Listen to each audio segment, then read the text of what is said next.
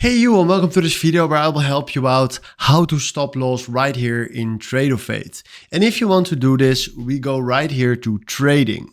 Then we select right here advanced and now we fill in right here buy order and select right here the quantity. So let's do 10, that is fine. Then we select right here a marked order. You can also do a limit order if you want to do that. And then after that we go right here and select a type stop loss only. So right now we can fill in right here the stop loss. Then we select right here that we want to do value. And then right now we fill in right here minus 100. And this means that when he will goes down minus 100, he will close or trade.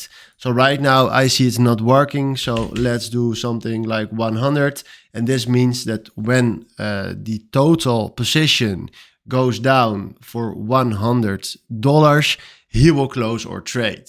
So now if we click right here on send and we do buy, he created or sells a position with a automatically stop loss. So this is very nice and this is very good to do on risk management.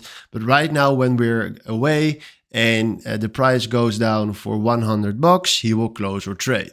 So this is exactly what you need to know to create a stop loss right here on Tradovate. Hopefully this is exactly the video we was looking for. Thanks for watching and have a wonderful day. Ciao.